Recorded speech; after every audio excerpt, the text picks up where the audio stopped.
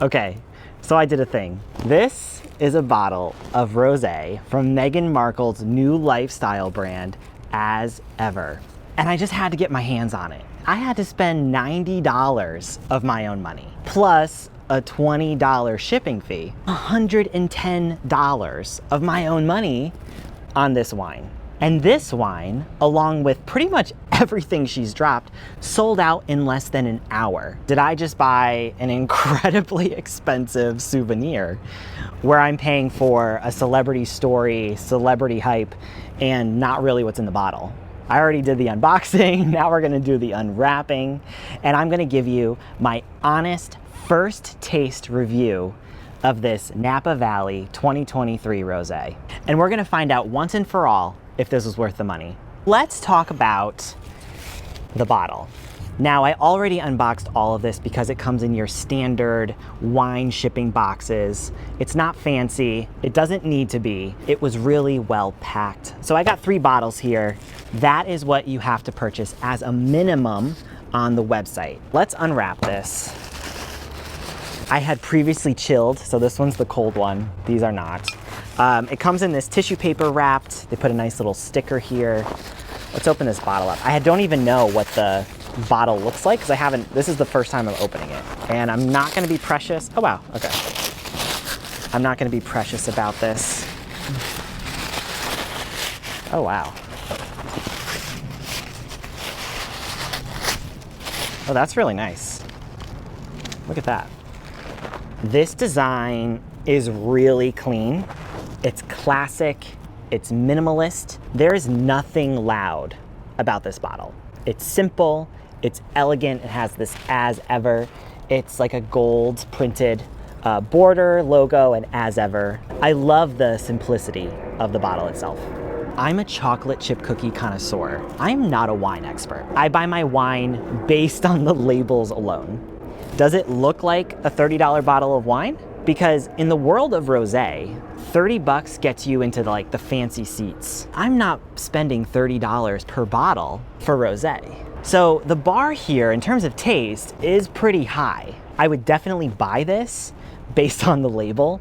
When I saw the price, I probably wouldn't buy 3. The label already has me at hello. The real test is the taste. Thank God this is a cork. If I opened this up and I saw a screw cap, I would return this immediately. Opening rosé brings me back to the summer of 2017. Does anyone else remember the summer of 2017? I felt like rosé was the wine of 2017 summer. Oh, that comes out nice. Ooh, you hear the little pop. I love that. Oh, I can already smell it. I'm gonna try to be like a fancy wine expert here. You know, just a little bit. Ooh, this already is like summer in a glass. This is the color that you expect from a high-end rosé. I did a little bit of research to know what I'm talking about, or at least to compare it to some premium rosés. So, you know, I have some of those notes with me. This is the color you're looking for. It's that beautiful pale, it's like that delicate blush, very Provence style. It's crystal clear. So I see like crystal clear here, as you see that. And as I swirl it, you can see these long, they're called legs. That hints that the wine is gonna be fuller body, or plot twist, higher alcohol content. We'll circle back to that later. You have to sniff it, right? This is really where the first hint of what you're about to have comes into play. I was looking at different reviews, and one sommelier, I can't get the, am I saying that right? They said there were notes of peach and orange, and I totally get that. I don't know if because I know that I smell it, but I definitely get that. It smells like it's gonna be easy to drink. Let's do this.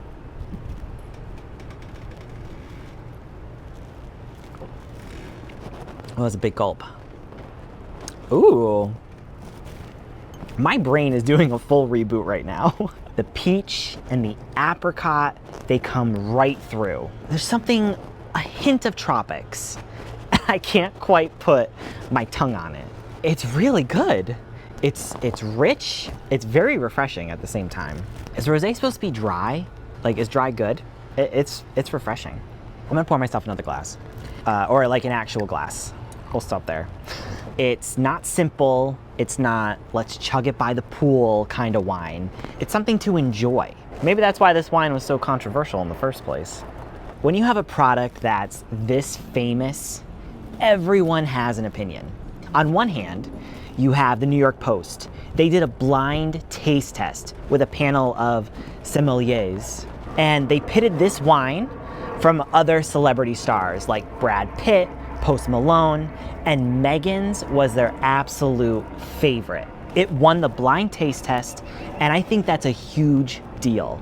It means there was no branding, there was no hype, there was no other sense of celebrity attached to what they were drinking. The wine overall really impressed all the judges in that blind taste test. And then you have a takedown from the Daily Mail. Taking down Meghan Markle is their life's mission. And so that's really the only takedown that I could find. Oh, I'm feeling this. This is good. My 2 cents? Do we care about my 2 cents? I think the secret here, and I just alluded to it, it's in the alcohol content. I think it's an alcohol content of 14.5%. A typical rosé is about 12.5 to 13%. I think that's what gives the rosé kind of that full body texture and really powerful finish. And I'm already feeling I'm feeling it. Was this $110 that I paid for 3 bottles of wine? Was it worth it, or was it just another Delulu purchase? Honestly, I think that's complicated. It completely depends on why you're buying it. It feels expensive. It's definitely the quiet luxury, you know, and it's right in the branding. It's for slow afternoons and golden hour gatherings. That is the feeling, that's the vibe I get when I'm drinking this rosé.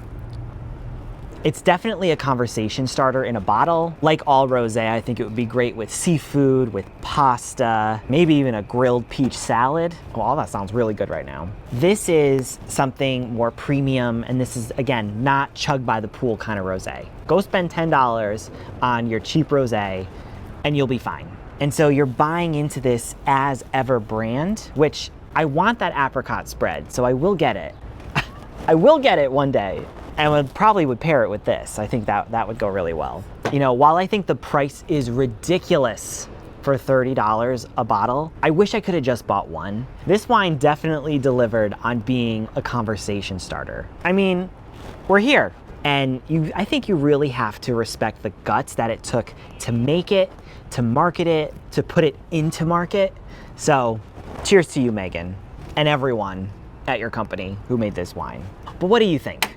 Let me know in the comments what the most you've ever spent on a bottle of wine was. Whether it's rosé, Cabernet, you name it. What is the most amount of money you've ever spent on wine? And tell me if you thought if it was worth it. And of course, if you enjoy honest reviews that figure out if this expensive stuff is actually worth it, make sure you like this video and subscribe to my channel so you don't miss another one.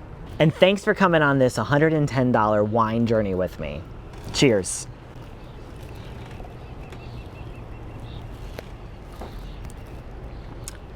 I gotta stop. This is good.